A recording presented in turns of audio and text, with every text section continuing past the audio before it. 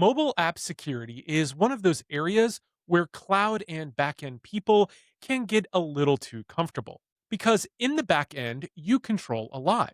You control the runtime, you control the servers, you control the network, you control the policies. You can wrap the thing in IAM, logging, monitoring, deployment controls, runtime controls, and a whole pile of infrastructure that at least gives you a fighting chance. Mobile is different. With mobile, you ship the app and now it is out there. It is on someone else's device, in someone else's environment, maybe rooted, maybe jailbroken, maybe running next to malware, maybe sitting in the hands of someone trying to reverse engineer it, hook values, bypass checks, scrape data, or figure out how your business logic talks to your back end. And that changes the trust model because scanning the app before release matters, but it does not answer the bigger question. What happens after the app leaves your build pipeline? That is really what this conversation is about. Not just mobile scanning, not just app store approval, not just we don't store secrets in the app, so we're fine.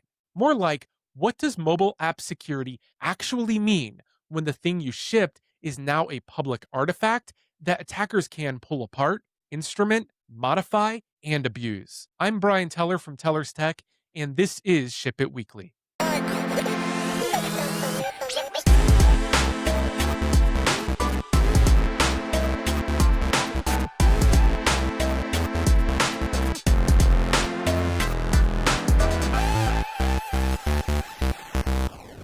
Welcome back to Ship It Weekly, where I filter the noise and focus on what actually matters when you are the one running infrastructure and owning reliability. Most weeks, it's a quick news recap.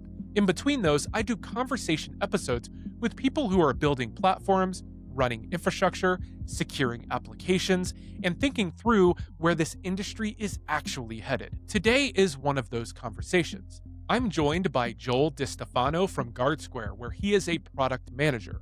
We're talking about mobile app security, what it means beyond basic scanning, why mobile has a different trust model than backend or cloud systems, and how teams can improve posture without turning CI/CD into a nightmare. And I like this conversation because mobile security can be easy for infrastructure teams to underestimate. A lot of us are used to thinking in terms of backend controls, cloud permissions, network boundaries, deployment pipelines, runtime monitoring, secrets management, service to service auth, the usual stuff. But a mobile app is not just another backend service. Once it ships, you do not control the runtime in the same way. You do not control the device. You do not fully control what else is running on that device. And you definitely cannot assume that the OS, the App Store, or a pre-release scan is going to cover everything for you.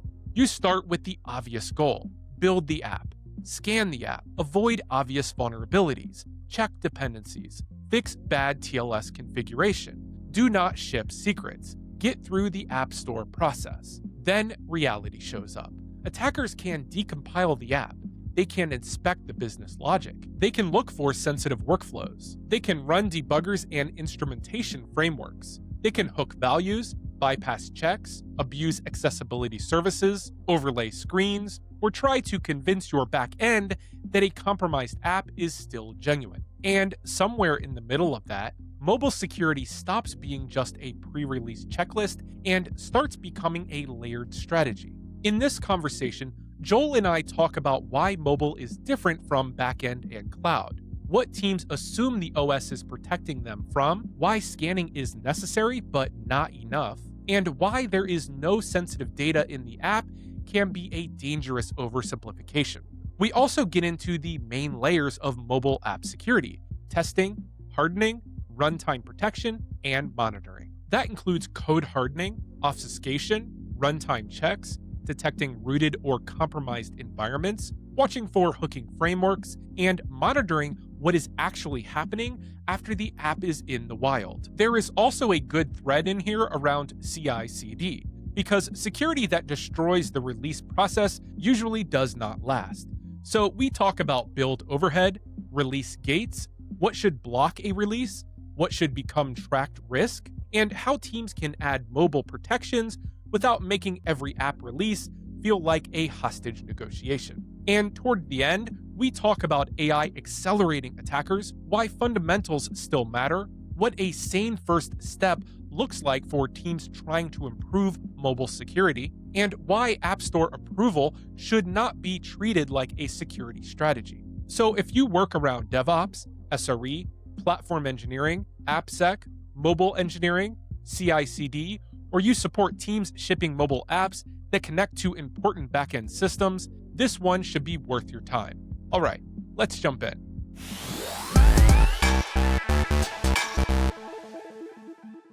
Today I'm joined by Joel DeStefano from Guardsquare, where he's a product manager. We're talking about what mobile app security actually means beyond basic scanning, why it's different from backend and cloud security, and how teams can improve posture without turning CI/CD into a nightmare. Joel, thank you for joining me. Hey, Brian, thank you. I appreciate being invited onto the show. So I'm curious, why is mobile different from backend and cloud? What changes in the threat model? Fundamentally, it's a shift in the trust model because on the back end and in cloud, you have relatively good controls over the runtime environment, the servers, the infrastructure, the policies that you put in place. If you look at a mobile application, you ship it. It's a public artifact at that point, and you completely lose control over what's happening to that and how is it being used. So once it's out the door, if you don't have reasonable levels of protection into that application, it can be used to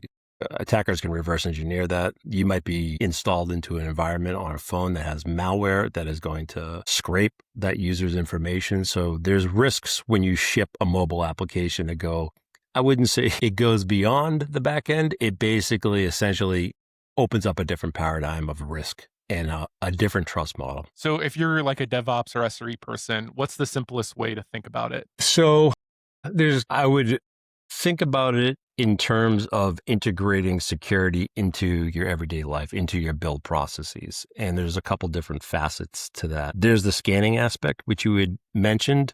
Scanning is something you would do before you release the application. That's sort of like your background to make sure that I don't have any vulnerabilities. I understand my third-party dependencies. My coding practices, like literally how I code something, is not insecure and or improper. So I could maybe have TLS improperly implemented. Well, that's going out the door, right? So that's sort of we do this in-house, we do this before release. But then once you release those type of things, those are more point in time type of protections. Now you've done your due diligence prior to release. When it goes out, you need to still be able to trust that the applications and the users that are connecting to your back end are using a genuine application. It hasn't been compromised, and the integrity of that app and the entire runtime execution is good. That's the only way you could actually sort of protect yourself. You need to be able to trust it. And that's sort of the gap in the challenge with a mobile app opposed to a backend or a cloud service, is that visibility is lost. It's basically a public artifact at that point, and you really don't know. You don't control that environment. You don't know if it's going into a malware environment. You don't know if it's going into the hands of attackers. You don't know what they're doing with it. That's the real fundamental difference. I would call it a shift in trust, and it's essentially centered around the control. Is there common misconceptions that people have about mobile app security, or does it just kind of encompass what we just talked about, or is there? There's a handful of misconceptions. One might be the actual scanning, like that scanning is enough. If I, use proper coding practices and I check all my third-party libraries and there's no vulnerabilities there, and I do a lot of dependency tracking, that you're done. Or if you do that in combination with an app store approval process, that, okay, we're all set. We really shouldn't need to consider security at that point. That is a misconception because of what I just explained. I wanted to bring up, and there's another misconception about if there's any sensitive information in the actual application. I have come across a lot of people who will say, well, we don't have anything sensitive in our app. We do all our protections on the back end with our APIs. And that may be true. They may not have a lot of sensitive information. And if they code it right, they don't have a lot of sensitive information. What they don't understand generally is that an attacker doesn't necessarily need to find the same things that you might be worried about or think are a concern. I would say almost any app that has business critical workflows transactions, logins, dealing with money. I don't really care where the sensitive information is stored. Something can be learned from decompiling that application. And again, this goes back to that trust and that lack of visibility. You don't know what they're figuring out from that application. That's why you proactively harden that app with code hardening, and we call it obfuscation, to basically scramble up names and things so that you can't reverse this and really kind of quickly figure out the business logic or what's going on with this application. In addition to that, there is a requirement to do runtime checks. And now those are basically checks that can be injected into that application that goes beyond just reverse engineering it. It goes into detecting whether or not something about that environment or that runtime execution at that exact moment is not right. There are certain techniques, frameworks, and utilities that attackers will use to maybe change a value, maybe bypass something in the application. And those need to be picked up because those are not necessarily protected by code hardening. They help prevent that from happening because it's harder to figure out where I might want to go look, but those things can still be attached to the application, like a debug. You could run it in a debugger, you could run instrumentation. And then once you start doing these things to say maybe hook a value, and what a hook a value basically means is that in simplest terms, if I'm depending on a particular variable to come back to allow myself access to do something, I could hook that variable and basically change the value. So if I can't get in with a false value, then maybe I'll hook it and I'll change it to true. So there are a lot of threats and risks that are in that mobile application beyond we have no sensitive keys in there or something like that. So it's not just the PII from customers. Yeah. It's not. I mean, there are probably apps out there that aren't worth protecting, but that's fine. They'll probably know. But I have heard that narrative, which is a big misconception from people that work at places that I know for a fact are dealing with logins, transactions, money. So that is a dangerous misconception. Is there a different security concern between Android, iOS, Windows, and like what are those, if there is? I wouldn't say there are different concerns. The ecosystem is a little bit different. The same type of attacks can be carried out on both platforms. The same risks are there. The ecosystem in Android is a little bit different because it's a little less controlled as far as the number of devices that are floating around in the world, the number of operating systems that are still in support. And it is an open source model, but it doesn't fund. That is a misconception as well. There's a misconception out there that because iOS is closed source and Android is open source, that all the problems happen there. There's probably a degree of people, their impression of that being skewed by the fact once you get outside of like the United States and Europe, almost everybody's using Android phones and they're using older ones. So worldwide, the distribution, not everybody is walking around with $1,000 iPhone in some parts of the world. So essentially, same attacks. You can attack iOS in the same ways that you attack Android. The difference is that ecosystem is a little bit different, and there's many more devices out there that are Android. So what do you think teams assume the OS is protecting them from that maybe it isn't? Well, it's definitely not protecting them from somebody reverse engineering the application or trying to figure out how they're going to bypass their certificate in that application, or it's not going to tell you that another app was downloaded that is malicious and it's going to have a screen overlay, or it's going to abuse accessibility services on your application. The operating system has implicit security, but it's a different focus. It's a different paradigm. It's concerned. It has some security measures for the actual device and the operating system itself, but it's not specifically concerned with the application or what else is running on there. It would be an incorrect assumption that the operating system is going to keep me safe. It's like anything in security. You're making an incorrect assumption if you think anybody else is going to take care of your problems, essentially. It's not the app stores in their approval process that's going to save you. It's not the operating system that's going to save you. It's not your scans that you run ahead of time to make sure that your dependencies have no vulnerabilities and you're coding well. The only thing that's going to really save you is to have a reasonable level of trust that application that's connecting to your APIs is genuine and it's not compromised, meaning it hasn't been modified. It's not a fake app. That's the only way to have any level of comfort that you've done what you need to do from that angle. And it makes a lot of sense if you think about it. It would, in this day and age, you would not ignore some part of your system. And these are, let's face it, those are mobile apps are not apps. They're payment platforms. They're banking platforms. They're medical device managers. They're retail, streaming, entertainment platforms, heavily monetized by these companies. I know it's outsurpassed the web as far as where people spend their time and handle workflows and transactions. So if you look at it from the business perspective, these are critical to these organizations, large and small, and those are critical workflows. And there is something to be learned from that application, even if it's not sensitive data floating in it. Yeah, for sure.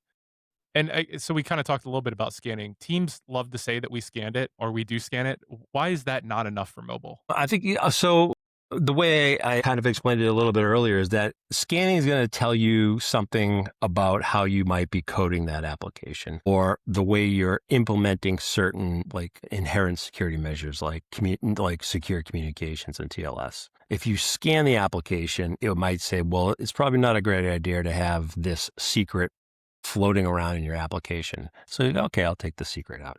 Or my TLS is improperly configured, so it's actually not doing what it's supposed to do. Scanning can check for your vulnerabilities in third-party libraries. So you're doing your due diligence it's like kind of taking care of the basics, to be honest with you. And those things do not actively or explicitly protect that application from what an attacker is going to do to that application as far as decompile it, start picking away at it, figure out exactly where the sensitive parts, the sensitive workflows of that application engage with your backend, essentially. You have to do both, essentially. And that's where it comes back to, like, it's not a narrow scope. It's not as narrow a scope as just running a scanner. That's too narrow of a scope. And it's ignoring all the other implications and inherent behavior within an application. And it's not protecting you specifically from what the attacker's going to do. The attackers now are much more organized. They're much more financially motivated than we saw even like 10 years ago. And just like everything else, they have at their disposal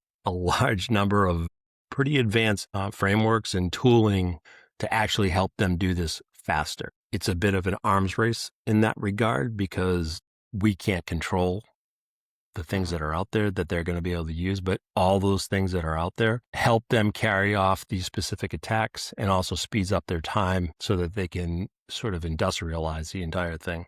Whereas maybe 10 years ago, it would have been somebody taking a look at this manually, decompiling it and playing around and maybe spending a week and a half trying to figure out what's going on. Now these advanced frameworks and utilities are out there that speed that up very quickly. I'm guessing AI has probably also impacted like the time for CVEs and impacts and security vulnerabilities. Have you noticed like an acceleration over the last like year or so?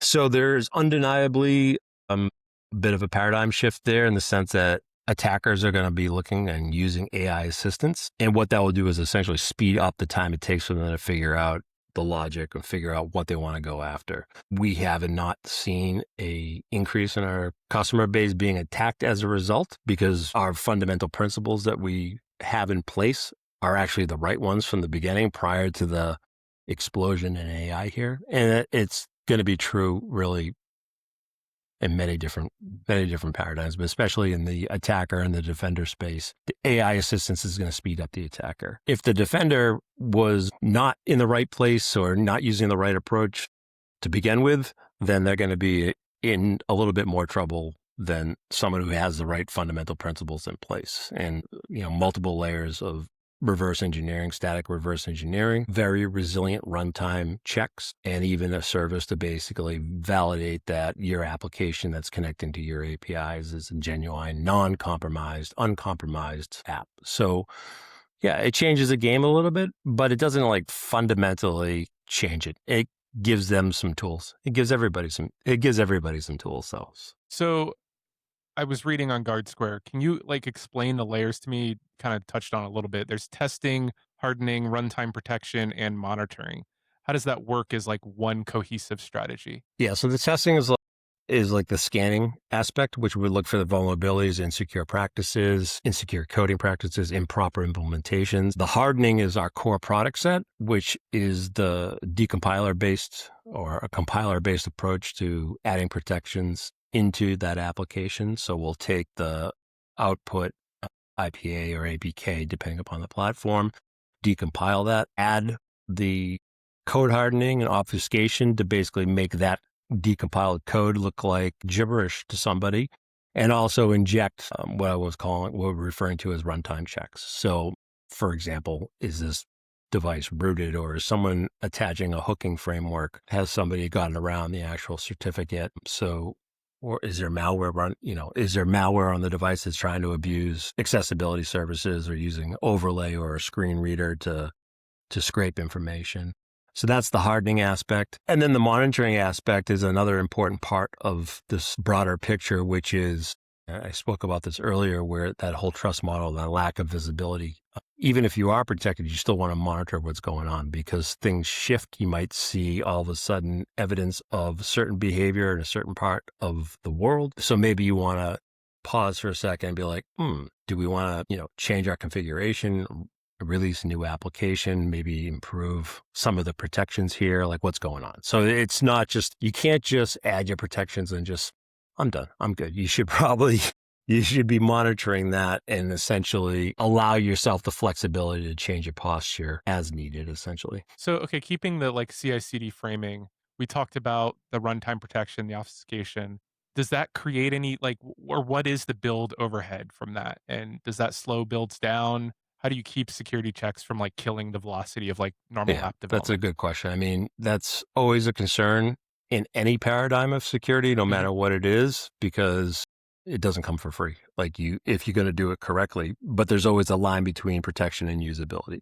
You don't want to, put a moat around your house and a drawbridge because you're probably going to end up leaving the drawbridge down because you really don't want to wait for all that time for it to go up. So yeah, there's always a trade-off there where you have to monitor and take care of the constraints. So you want to protect as much as you can without infringing upon your constraints. People might have constraints about the size of their application. They might have specific performance constraints. And these things will always sort of shine brighter than the protection because the fundamental job of all these teams is to release this application with features that drive business and bring in revenue and they can monetize their services.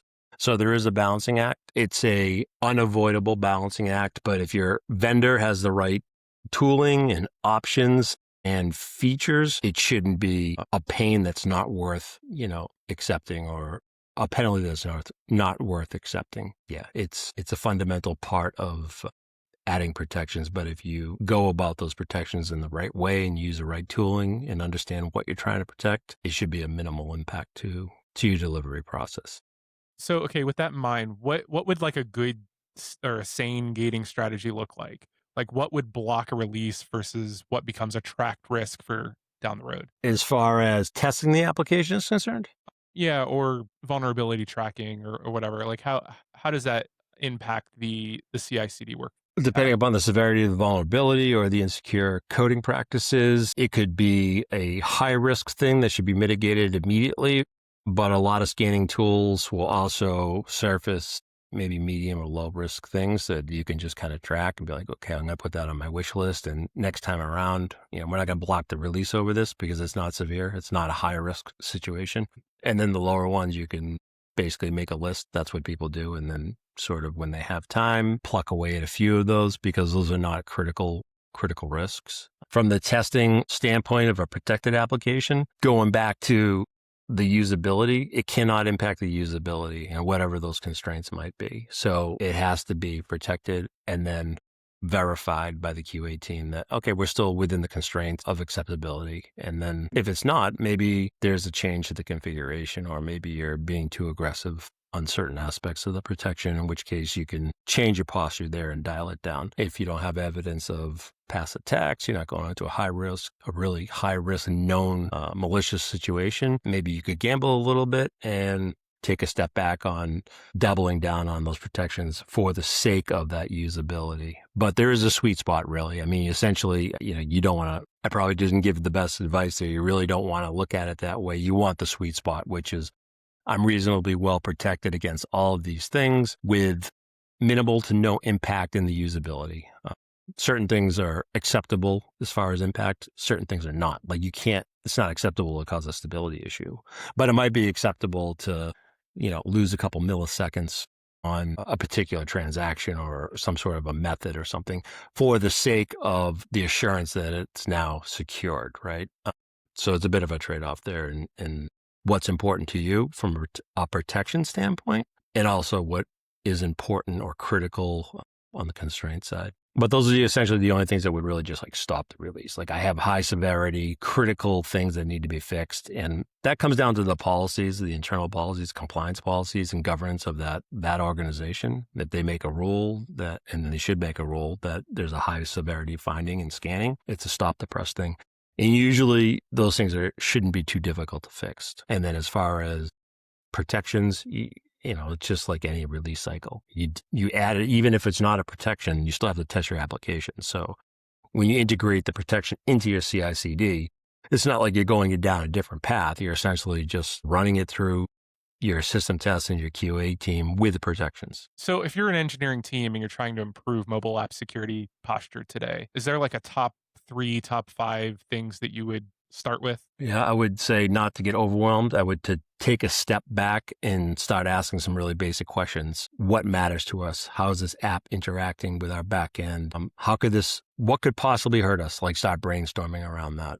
And then consider a structured programmatic approach to layering in your security, essentially, so that it becomes part of your routine. It can't be an after the fact type of thing. You should be thinking about it up front, during, and obviously at release and after release. So it's a bit of a mindset. If you treat it as a checklist type of thing at the very tail end, that's where you usually get yourself maybe into some trouble because you either didn't protect it well enough or you did it in a way that might risk some of your constraints. So it's a mindset that security is top of mind from all facets all the time. And if it's part of your daily routine, just like exercising or something, if you make it a habit, you're going to do it all the time. If you're considering security as being important, as you should, it's an adoption and an understanding that this is part of life. And it's the right way to go about it because you'd rather not be in the news because someone made an example of your application or some of your users were victims of fraud, or even your organization was part of some sort of criminal misuse situation, which does happen. Yeah. So kind of thinking of the inverse in that, is there anything that you would kind of throw out as security posture that maybe companies are doing that maybe they shouldn't be? It's kind of not effective, not really providing value from a security perspective. I mean, the worst thing they could possibly do is the scenario we were talking about earlier, which was basically just assuming that some level of scanning is enough and App Store acceptance and it is sufficient. As far as other things, I think people probably are not generally aware enough of the ways attackers go about reverse engineering applications. So it's hard for them. Maybe it's probably more a situation of misunderstanding or not being knowledgeable enough. If you don't know about something, you have no idea the importance of code hardening or changing names, then you're probably not going to value it at all. So I don't know if that answers your question or not, but I would. No, yeah. Certainly. And there's plenty of information and knowledge out there. You can go to our website. There's organizations like OWASP that have lots of guidance around what is needed to properly secure a mobile application. And I would recommend that highly because it's really like anything else. If you don't really know what you're doing or you don't really understand the fundamentals, you're probably not going to be doing this, or you're probably not going to pick the right vendor. You're probably not going to use that vendor the right way. It's an education thing. Awesome. So where can people find more about you, about Guardsquare? So www.guardsquare.com, we have a wealth of knowledge on there, like resources and blogs, and they're not just, for lack of a better word, marketing fluff. They're written by security research analysts that work for us, and they'll give you a broad and, if you want, a deep level understanding of the protections that are needed and the techniques that attackers are essentially using. We also have a security research center on the website. So there's a lot of research, there's a lot of resources and papers to get a basic knowledge and a good understanding of what you might need to do to properly secure your mobile application. Cool. Awesome. I'll put links for Guardsquare's blog, OWASP, and some of the other things that we talked about in the show notes. Sure. Joel, thank you so much for coming on. Really appreciate it. Appreciate it, Brian. You're welcome. Thank you. All right. That was my conversation with Joel DeStefano from Guardsquare. My biggest takeaway from this one is that mobile security is really about the trust boundary moving. In backend and cloud systems, we spend a lot of time trying to control the environment. We harden infrastructure. We manage IAM. We monitor runtime behavior. We control deployments. We log everything we can. We build policies and guardrails and assume that if something weird happens, we at least have some visibility into the system. With mobile, that changes. You ship the app, and now the app is out in the world. And once it is out there, attackers can study it on their own time. They can decompile it. They can instrument it. They can run it in weird environments. They can try to bypass checks, hook values, scrape information, or learn enough about the workflow to abuse the backend in ways the backend team may not have expected. That is the part I think is worth paying attention to. A lot of teams treat mobile security like a scanning problem. Run the scanner, fix the dependencies, fix the obvious insecure coding patterns, make sure there are no secrets sitting in the app, pass the App Store review, ship it. And to be clear, that work matters. But it is not the whole story. Scanning tells you something useful before release. It helps you catch problems in code, dependencies, configuration, and implementation. But it does not protect the app once someone is actively trying to reverse engineer it or tamper with it in the wild. That is where the layered approach matters. Testing matters. Hardening matters. Runtime protection matters. Monitoring matters. And honestly, the monitoring part is easy to underappreciate because even if you do the right things before release, the threat landscape changes after release. Attackers change tactics. Activity spikes in certain regions. New tools get popular. Something starts showing up in the field that you did not plan for. If you are not watching that, you are basically guessing. I also liked Joel's point that we do not have sensitive data in the app is not the same as the app does not need protection. That is a trap. A mobile app does not need to contain a database full of customer PII to matter. If it handles login, payments, banking, medical workflows, retail transactions, subscriptions, account recovery, loyalty points, streaming access, or any business critical path, then there is something useful for an attacker to learn. The sensitive thing may not be a secret string. It might be the workflow. It might be the trust relationship. It might be how the app talks to the back end. It might be the condition an attacker needs to bypass to make the back end believe something it should not believe. That is a different way of thinking about the app. Not just what data is stored here, more like what can someone learn from this app and how could they use that knowledge against the system? The CI/CD part matters too, because security teams can say protect everything all day long. But if the protection adds too much pain, slows builds too much, creates unstable releases, or turns every app update into a fight, engineering teams will find a way around it. So the goal has to be sane integration. High severity findings should block. Critical issues should stop the release. But lower severity findings may become tracked risk. Runtime protections need to be tested like any other release change. Performance and stability constraints still matter. There is always a trade-off between protection and usability. That does not mean avoid security. It means design it like it has to live inside a real delivery process, because it does. The other thing that stood out is the AI angle. AI may make attackers faster. It may help them understand logic faster. It may help them reverse engineer or reason about code faster. But Joel's point was that the fundamentals do not disappear. If you already have the right layers in place, AI does not completely rewrite the model. It increases speed. It gives attackers better tools. It raises the pressure. But the principles still matter. Know what matters in the app. Protect the app. Make reverse engineering harder. Add runtime checks. Validate that the app connecting to your back end is genuine. Monitor what is happening in the wild. And do not assume that the OS, the App Store, or one scan in the pipeline is going to save you. That is probably where I would land with this whole conversation. Mobile security is not magic. It is also not just scan it and ship it. It is a different trust model, and teams need to treat it that way. I'll have links to Joel, Guardsquare, OWASP, mobile resources, and anything else we mentioned in the show notes. If you enjoyed this conversation, follow or subscribe to Ship It Weekly wherever you listen to podcasts. It helps the show, and it makes sure that you get both these conversation episodes and the weekly DevOps, SRE, platform, cloud, and security news recaps. You can also find the show notes and links over at shipitweekly.fm. Thanks for listening, and I'll see you later this week.